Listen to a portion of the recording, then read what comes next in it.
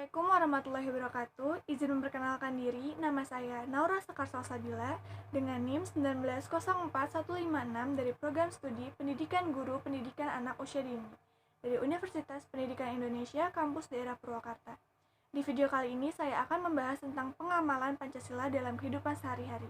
Sebelumnya saya akan menyebutkan Pancasila.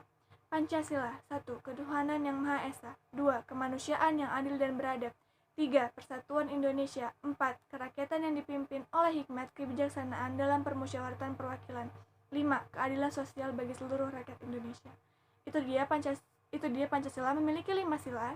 Dan selanjutnya, sebelum saya membahas tentang cara pengamalan Pancasila dalam kehidupan sehari-hari, saya akan memberitahu bahwa Pancasila merupakan pandangan hidup Indonesia, pandangan hidup bermasyarakat dan berkehidupan dalam kehidupan sehari-hari.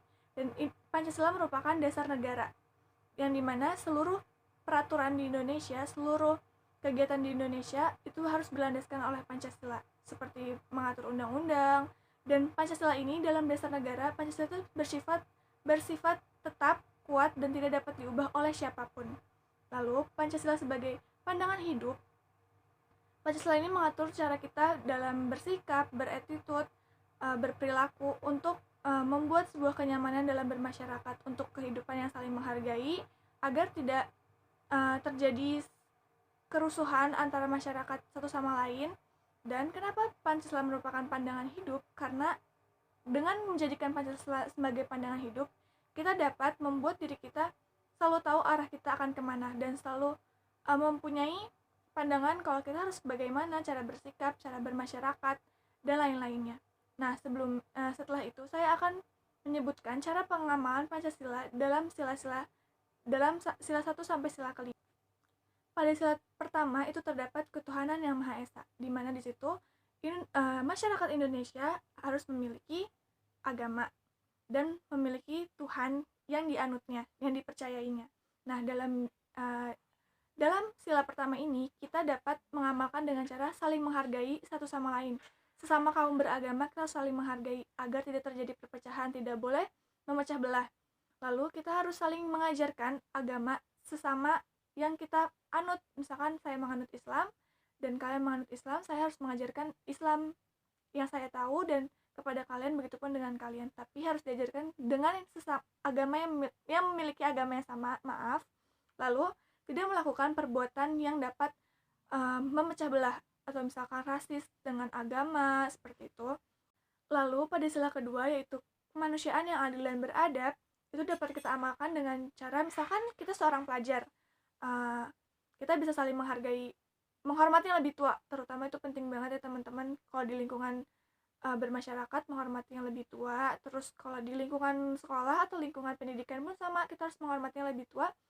Misalkan saya seorang mahasiswa, saya harus menghargai dosen saya, dan saya harus menghargai seluruh yang lebih tua yang ada di dalam kampus.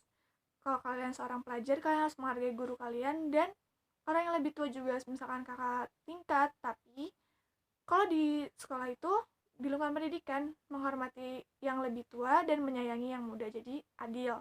Lalu kita harus saling menghargai sesama warga sekolah atau warga kampus. Jadi kita nggak boleh, jangan mentang-mentang dia cuman misalkan di satpam tapi kita nggak menghargai dia, itu nggak boleh teman-teman, karena dia pun termasuk orang yang lebih tua, jadi kita tetap harus menghargai, seperti itu.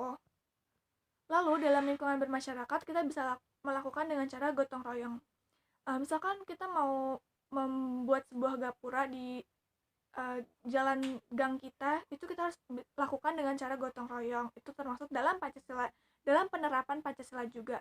Lalu sesama tetangga kita harus, misalkan tetangga kita kesusahan, kita harus lebih peka dan kita harus membantu dia. Itu juga termasuk cara pengamalan Pancasila. Nah, pada sila ketiga itu terdapat Persatuan Indonesia.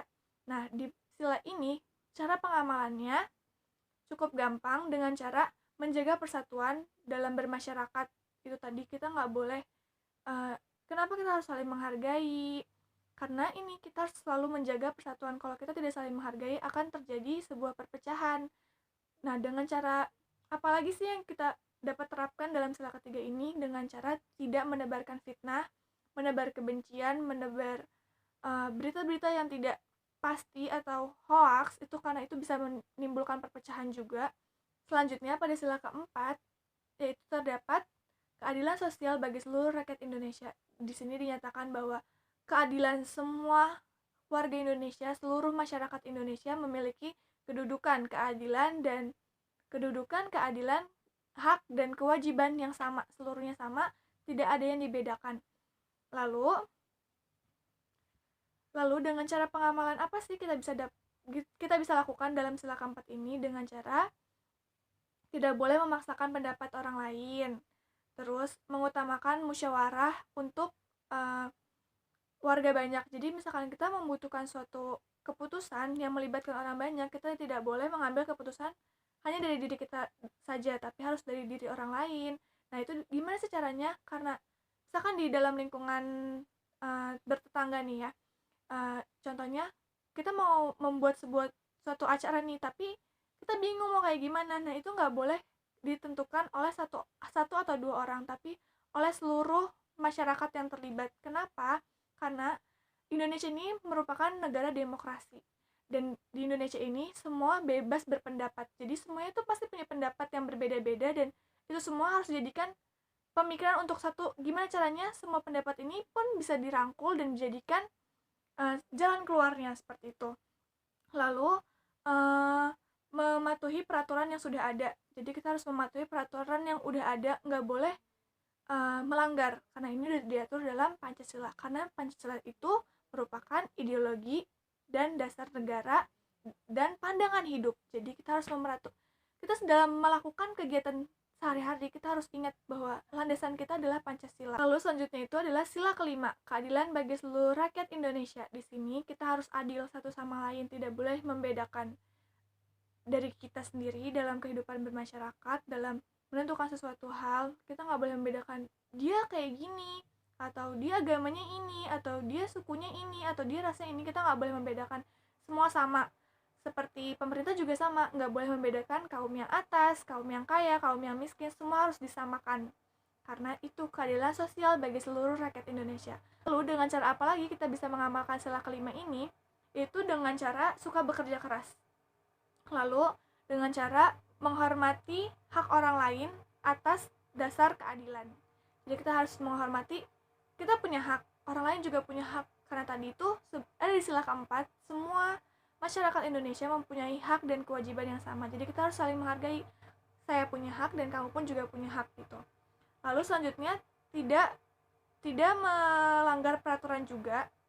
Jadi kita harus menghargai peraturan yang ada di Indonesia, teman-teman, gak boleh dilanggar, karena tadi itu Pancasila merupakan pandangan hidup dan dasar kita dalam bernegara, dasar ideologi dan pandangan hidup dan etika bangsa, maaf teman-teman. Jadi dengan cara kita mengamalkan Pancasila, kita akan membentuk sebuah kemerdekaan yang nyata dan kesatuan bangsa yang nyata juga. Jadi maka dari itu kita harus sering mengamalkan nilai-nilai Pancasila dan lebih mendalami lagi tentang Pancasila. Mungkin itu saja yang dapat saya sampaikan, kurang lebihnya mohon maaf. Wassalamualaikum warahmatullahi wabarakatuh.